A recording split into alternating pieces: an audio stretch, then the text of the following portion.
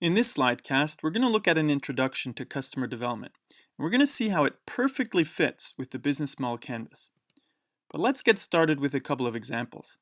Have you ever heard of a startup called Color? Probably not, because they went bankrupt. And here's how the New York Times describes their story. A $41 million party and nobody came. Well, because they went bankrupt. But here's an even better story, Better Place. Maybe you've heard of this startup. It was very ambitious and it had a very interesting idea. Changing the world by making electric vehicles extremely popular.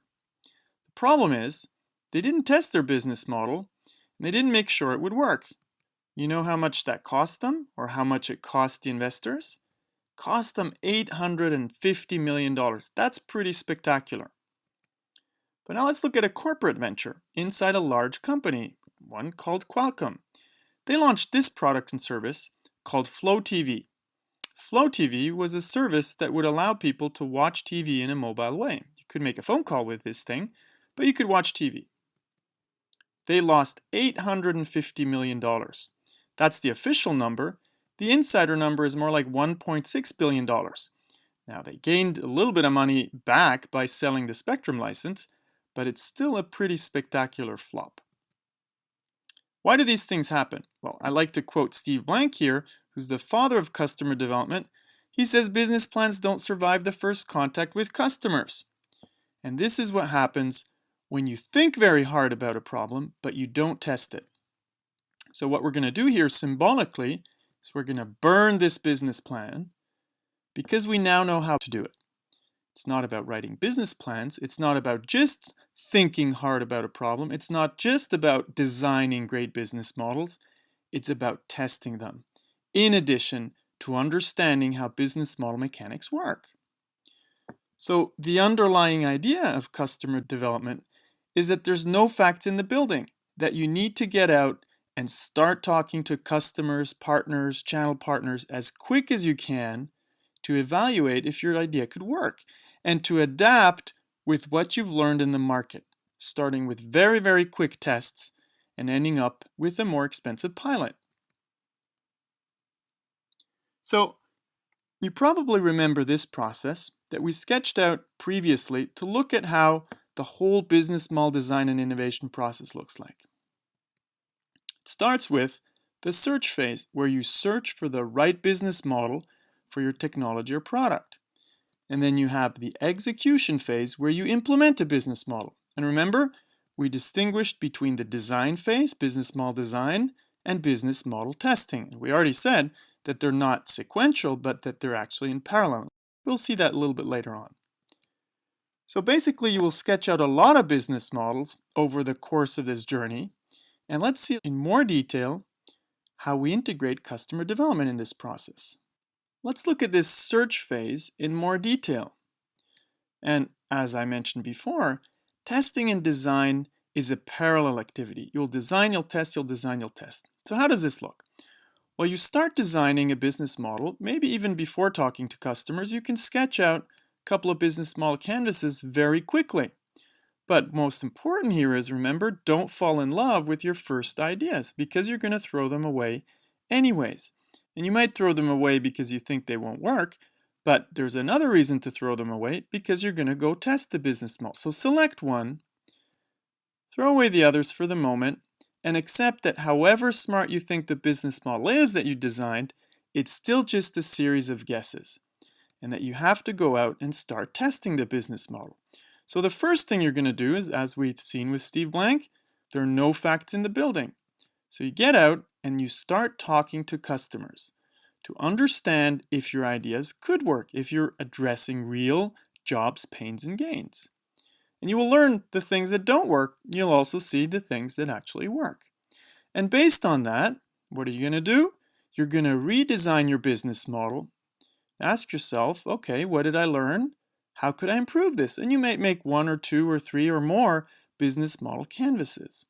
But then the next task is to not just be happy with what you have, but select one, and then again, start getting out of the building and start testing. Now the next thing you're going to do is not just ask customers, you're going to run real tests to see what they will do. Purchasing tests, for example. Would they actually acquire this product? Or getting them to sign a document. Are they really interested? Would they sign an agreement? So you get out of the building, with these tests, you bring in facts, hard facts that go beyond asking customers. And you'll learn what doesn't work, and you'll learn what works. And based on that, you're going to go on again and design and test and design and test until you can say, hey, I think to a certain extent here, I've nailed it. I'm pretty sure that this is going to work because I got a lot of proof from the market. See here the difference with the business plan? But based on this, we minimize the risk of failure. And when we go towards execution, we have much, much less uncertainty, and it's pretty sure that you're not going to fail. Okay, now let's combine this with customer development, the process that was invented by Steve Blank. Customer development has 4 phases, and it starts with the search process. You start with a phase called customer discovery. Customer discovery is really about starting to understand the customer, to discover the jobs, pains, and gains, the channels that they would want, and so on.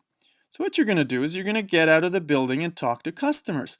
And based on that, you're probably going to learn what doesn't work, and you're going to do a couple of iterations until you think this could work. And based on that, you're going to move to the next phase. So you understood the customer's problem. Now you're going to move to customer validation. Customer validation is about going further, about doing tests that are going to bring you facts. For example, purchasing tests. For example, getting customers to sign a document. And based on those tests, you're going to understand what works and what doesn't work. So you're going to get facts. Based on those facts, you're going to see, okay, that doesn't work. And you might have to revise your business model canvas completely. This is what we call a pivot. So a pivot is a substantial change to one or several blocks of your business model canvas. So you're back to customer discovery. So see here how this is not just a sequential process, but it's a back and forth between the different phases. Now, once you've proven that this could work, you're going to move beyond customer validation. And here, you're already pretty sure that your business model is going to work. So you finish the search phase because you've nailed it, because you got a lot of proof that your business model can get some traction. And then you're going to move to the execution phase. And here, the first phase in the execution part is customer creation, where you're going to start working on marketing plans, you're going to start scaling up your customer acquisition. Once that is going, you still might understand what works or what doesn't work, but once you've really figured it out, you're going to move to the next phase. You're going to hire people, you're going to set up the right organizational structures, and hopefully succeed with that. So here you have a process that distinguishes between search and execution of your business model. Now let's integrate this with the business model canvas. How does this look like? Well, basically, it's a series of canvases. You get out of the building, you start talking to customers, you learn what works, what doesn't work, you throw away your old canvas, and you start designing a new one. You get out of the building again, you start talking to customers, you do tests, you learn, and probably you're going to have to throw it again, very likely. And you're going to go on and do that again and again.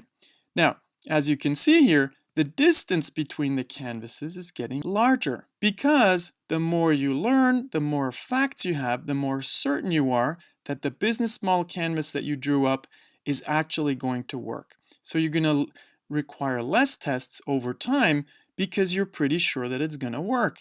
And at the end, you have a canvas that you have proven. When you're building a company, you want to be pretty sure that you're investing money in something that works. You see here the difference with the business plan? Now, customer development minimizes your risk of failures. Business plans maximize your risk of failure.